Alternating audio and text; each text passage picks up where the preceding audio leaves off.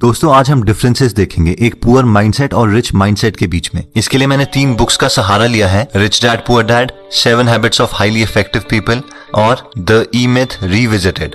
दोस्तों सबसे पहला डिफरेंस एक पुअर माइंडसेट और एक रिच माइंडसेट वाले लोगों में ये है कि रिच माइंडसेट वाले लोग सबसे पहले अपने लिए एसेट्स बनाते हैं जो उनको हर महीने पैसे लाके दें और उसके बाद सारी कंफर्ट की चीजें खरीदते हैं। लेकिन गरीब माइंडसेट वाले लोग दिखावे के लिए, शो के लिए सारी यूजलेस चीजें खरीद लेते हैं और उसके बाद उनके पास पैसे ही नहीं बचते कहीं अच्छी जगह इन्वेस्ट करने के लिए और वो पूरी जिंदगी गरीब ही रह जाते हैं। इसका मैं एक रियल लाइफ एग्जांपल देना चाहता हूँ। कॉलेज टाइम में मैं एक कॉलोनी में रहता था जहाँ पर 6 या 7 घर थे। वो सारे के सारे बहुत ही अच्छे तरीके से डिजाइन करे गए थे, काफी खूबसूरत। उन सब घरों में से सिर्फ एक घर इनकम्प्लीट था और वो एक बिजनेसमैन का था। बाकी सारे घर डॉक्टर्स, इंजीनियर्स और प्रोफेसर के थे। जहाँ पे मैं रहता था वहाँ पे सिर्फ अंकल और आंटी थे और वो दोनों प्राइवेट यूनिवर्सिटी से रिटायर्ड थे एज अ प्रोफेसर और इसीलिए उन्हें कोई पेंशन भी नहीं मिलती थी। जब मैं पहली बार उनके घर गया था तो मुझे लगा था वो बहुत ज्यादा रिच हैं। उनकी कार से लेके इंटीरियर डिजाइनिंग, फर्नीचर, हर चीज परफेक्ट थी। मैं उनके फर्स्ट फ्लोर में एक रूम में रहता था। मैंने बहुत बार नोटिस किया कि अंकल और आंटी की बहस होती थी पैसों के रिगार्डिंग। कोई भी एक्सेस खर्चा उनके बीच में टेंशन क्रिएट कर देता था। एक बार मैं अंकल के साथ उनकी बालकनी में बैठा हुआ था तो मैंने उनसे कहा कि आपके साथ वाले पड़ोसी ने शायद अपना घर कंप्लीट नहीं किया। तो इस पर उन्होंने कहा, हाँ बहुत कंजूस है, कार भी नॉर्मल सी रखी है, एक ही फ्लोर बनाया है, इनकी वजह से हमारी कॉलोनी अच्छी भी नहीं लगती, पता नहीं पैसे खर्चते ही नहीं।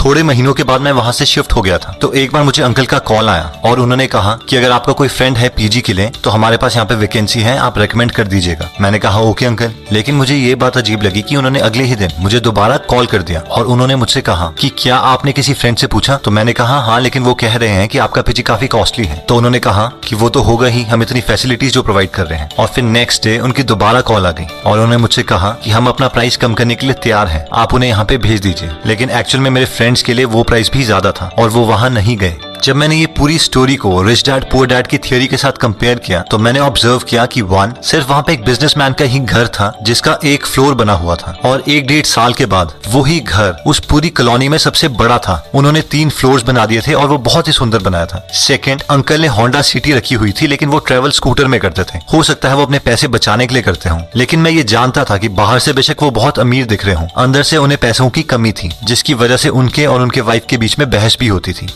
और दोस्तों पुअर मेंटालिटी वाले लोग ऐसी ही गलतियां करते हैं। सैलरी 15,000 होगी लेकिन आईफोन 50,000 का ले लेंगे। जितनी रिक्वायरमेंट है उससे बहुत बड़ी गाड़ी लोन पे ले लेंगे। 10-10 हजार की जीन्स ले लेंगे, शूज ले लेंगे। लेकिन अमीर मेंटालिटी वाले लोग इस चीज को एक्चुअल में कैलकुलेट करते हैं कि कोई भी प्रोडक्ट उन्हें कितनी वैल्यू प्रोवाइड कर सकता है और तभी उसके लिए पे करते हैं। नेक्स्ट पॉइंट कहता है कि अमीर मेंटालिटी वाले लोग सबसे पहले खुद को पे करते हैं, उसके बाद किसी और को। आप में से बहुत सारे लोगों ने रिच डैड पुअर डैड पढ़ी होगी लेकिन बहुत कम लोग रॉबर्ट और उनकी वाइफ किम कियोसाकी की एक्चुअल स्टोरी जानते हैं। इन दोनों की शादी से पहले रॉबर्ट बहुत ज्यादा उधार पर थे। ये दोनों चाहते थे कि अपनी लाइफ को इम्प्रूव करें लेकिन इनकी मंथली सैलरी से ज्यादा इनकी मंथली लोन इंस्टॉलमेंट्स थी जो इन्हें देनी पड़ती थी। लेकिन रॉबर्ट को अपने रिच डैड के सारे प्रिंसिपल्स याद थे जिन्होंने कहा था कि अपने आप को सबसे पहले पे करो। इसीलिए रॉबर्ट कहते हैं कि हम अपनी सैलरी का 20% हमेशा सेव करते थे। फिर चाहे उधार वाले लोगों से जितना मर्जी प्रेशर क्यों ना आ रहा हो, उस प्रेशर को हम एज अ मोटिवेशन यूटिलाइज करते थे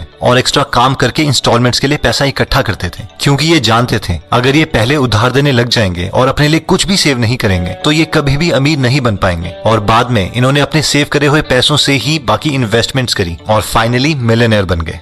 दोस्तों हम में से मैक्सिमम लोग ये गलती करते हैं। हम सोचते हैं कि हम पहले सारा अपना उधार चुकाएंगे और उसके बाद में सेविंग स्टार्ट करेंगे, या फिर हमारी सैलरी का जितना पोर्शन बचेगा हम उसके बाद सेविंग करेंगे। लेकिन ये सीक्वेंस बहुत मैटर करता है। इवन वॉरेन बफेट बोलते हैं कि पहले पैसे सेव करो और उसके बाद बाकी सारे खर्चे करो। आप मान के चलो कि आपकी सैलरी ही कम है और अपनी सैलरी का मिनिमम 20% हमेशा सेव करो। अब ऑब्वियसली सिर्फ सेविंग आपको अमीर नहीं बनाएगी, उसके बाद आपको उन पैसों को इन्वेस्ट भी करना पड़ेगा लॉजिकली, लेकिन ये फर्स्ट और नेसेसरी स्टेप है अमीरी की तरफ।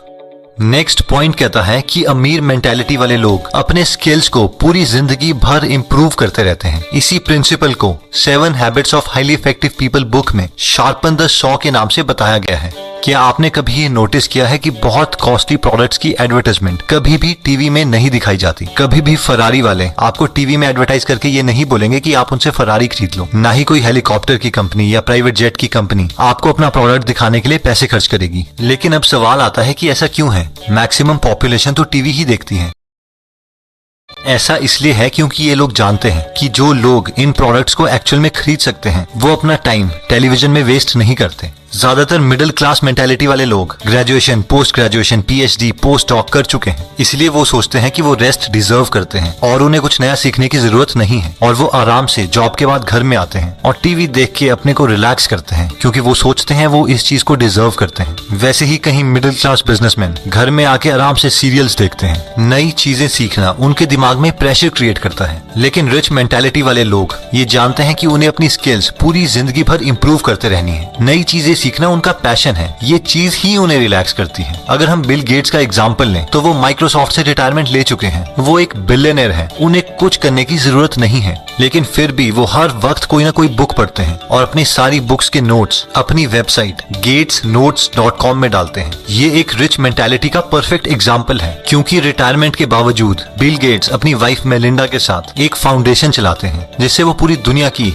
हेल्थ से रिलेटेड प्रॉब्लम्स में कंट्रीब्यूट कर रहे हैं। हम में से बहुत कम लोग जानते हैं, लेकिन इंडिया के हेल्थ प्रोग्राम्स में इनकी फाउंडेशन ने बहुत ज्यादा कंट्रीब्यूशन किया है। दोस्तों, नेक्स्ट पॉइंट कहता है कि आउटसोर्स। मैक्सिमम लोगों की जब जॉब लगती है तो उनकी ये मेंटालिटी होती है, भाई अब तो अपनी लाइफ सेट है, जिसका इनडायरेक्टली मतलब होता है कि मैं अब ग्रो नहीं करना चाहता, मैं इसी जॉब में रहूंगा। अब क्योंकि हम उसी जॉब में रहेंगे तो हमारी सैलरी सिर्फ इंक्रीमेंट और प्रमोशन से ही बहुत प्रिडिक्टेबल मैनर में ग्रो करेगी, जिसका मतलब ये है कि अब हम स्कार्सिटी माइंडसेट में आ जाएंगे, यानी पैसे बचाने के माइंडसेट में। हम हर चीज से पैसा बचाने की कोशिश करेंगे। बिजली का बिल कैसे बचाएं, खाने में पैसे कैसे बचाएं, पानी का बिल कैसे बचाएं, और बस पूरी जिंदगी इसी स्किल को इम्प्रूव करते रहेंगे। लेकिन अमीर माइंडसेट वाले लोग ये जानते हैं कि उनके पास 24 ही घंटे हैं और एक लिमिटेड विल पावर है, और अगर उन्हें ग्रो करना है तो उन्हें और लोगों की हेल्प लेनी पड़ेगी। इसीलिए वो अपने मैक्सिमम काम जैसे कि खाना बनाना, कपड़े धोना, ड्राइव करना, इवन की ऑफिस के टेक्निकल काम वो आउटसोर्स कर देते हैं और सिर्फ उन स्किल्स पे काम करते हैं जो बहुत रेयर और वैल्यूएबल हैं, ताकि वो और ज्यादा ग्रो कर पाए। इसके दो फायदे हैं, एक तो वो अपनी कंट्री की इकोनॉमी में बहुत कंट्रीब्यूट करते हैं,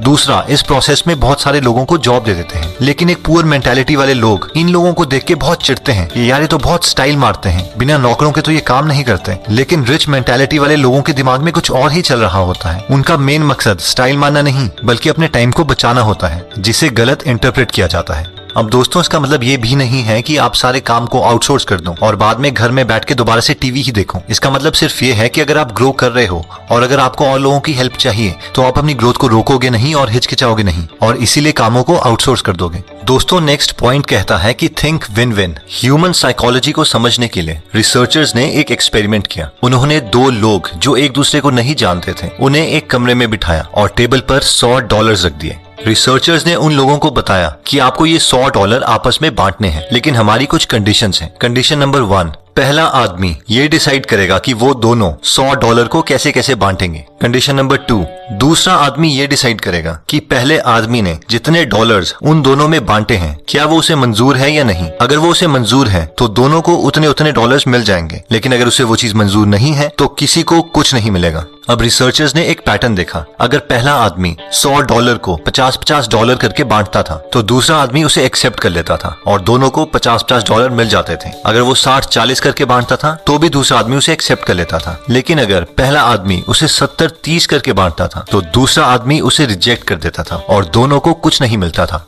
यानी ह्यूमन इमोशंस का टिपिंग पॉइंट 70-30 था। रिसर्चर्स ने ये एक्सपेरिमेंट बहुत लोगों में रिपीट किया, लेकिन ये नंबर 70-30 के आसपास ही आ रहा था। उसके बाद उन्हें लगा शायद $100 डेवलप्ड कंट्रीज के लिए कम है, इसलिए वो डेवलपिंग कंट्रीज गए और उन्हें भी सेम ही ऑफर दिया, लेकिन उसके बावजूद रिजल्ट्स सेम रहे। अगर आप दूसरे आदमी होते तो आपका भी यही डिसीजन होता कि पहले आदमी ने अपने को 70 क्यों दिए और मुझे सिर्फ $30, इसलिए मैं भी उसे 70 क्यों लेने दूं। और शायद आप इमोशनली ठीक भी होते, लेकिन अगर हम इसे लॉजिकली देखें तो आपको वैसे भी कुछ नहीं मिल रहा था। आपको सिर्फ हाँ बोलनी थी और आपको वो डॉलर्स मिल जाते। लेकिन मैक्सिमम लोग इस डील को ना ही बोलते हैं, और ये पुअर माइंडसेट वाले लोगों की साइकोलॉजी है, जहाँ पे जेलेसी, चिढ़, कॉम्पिटिशन जैसे इमोशंस हैं। लेकिन एक रिच माइंडसेट वाले लोग हमेशा अपना दिमाग यूज करके कोई ना कोई ऐसा मेथड निकाल देते हैं जिससे दोनों का फायदा हो सके। वो विन विन में बिलीव करते हैं। विन लूज या लूज लूज वाली डील्स वो नहीं करते। इवन विन विन सिचुएशन में अगर उन्हें कम परसेंटेज भी मिल रही हो फिर भी वो उस डील को कर लेंगे, क्योंकि वो जानते हैं कि वो हजारों ऐसी अपॉर्चुनिटीज और क्रिएट कर देंगे और अपने लिए और बाकियों के लिए भी एक अच्छा प्रॉफिट कमा देंगे। तो दोस्तों इस वीडियो में हमने 5 पॉइंट्स कवर करें। सबसे पहला था फर्स्ट एसेट्स देन कंफर्ट। सबसे पहले ऐसे सोर्सेज क्रिएट करें जिससे आपको पैसे आए और उसके बाद ही कंफर्टेबल और शो वाली चीजें खरीदें। सेकंड, पे योरसेल्फ फर्स्ट। सबसे पहले खुद को पे करें। हमेशा कोशिश कीजिए कि अपनी इनकम का एटलीस्ट 20% पहले सेव करें, चाहे आप पे जितना मर्जी प्रेशर आ रहा हो। ये मान के चलें कि आपकी सैलरी ही कम है और बाद में उस 20% का कुछ परसेंटेज इन्वेस्ट करना सीखें। थर्ड हमने किया था आउटसोर्स। अगर आप अपने को इम्प्रूव कर रहे हैं और आपको टाइम की जरूरत है तो आप अपने काम आउटसोर्स कर सकते हैं। इन चीजों में कंजूसी ना दिखाएं। फोर्थ, कंटिन्यूसली अपने स्किल्स इंप्रूव करते रहें, नया नया मटेरियल्स पढ़ते रहें। दोस्तों अगर आप फ्री में बुक समरीज पढ़ना चाहते हैं तो हमने गीगल ऐप बनाई है। वो ऐप आप डिस्क्रिप्शन में दिए हुए लिंक पे जाके डाउनलोड कर सकते हैं। और फाइनली आता है थिंक विन विन। ये मत सोचो कि दूसरे को मेरे से ज्यादा मिल गया। आप ये सोचो कि आपको पहले कुछ नहीं मिल रहा था, उसके कंपैरेटिवली अभी आपको कुछ मिल रहा है। और अगर आप टैलेंटेड हो तो आप ऐसी सिचुएशंस बहुत क्रिएट कर दोगे। लाइफ में जल्दी आगे बढ़ना सीखो, क्योंकि हमारी लाइफ इतनी बड़ी नहीं है और हम इस धरती पर हमेशा के लिए नहीं है। दोस्तों कमेंट सेक्शन में आप बता सकते हैं कि आप नेक्स्ट वीडियो किस टॉपिक पर चाहते हैं, ताकि हमें भी फीडबैक मिले और उसी टॉपिक्स को हम कवर करें। इस चैनल को जरूर सब्सक्राइब कर लीजिए और बेल का बटन दबा दीजिए ताकि आप ऐसी नॉलेजेबल वीडियोस कभी मिस ना करें। और इस वीडियो को लाइक जरूर कीजिएगा ताकि हमारा कॉन्फिडेंस बढ़े।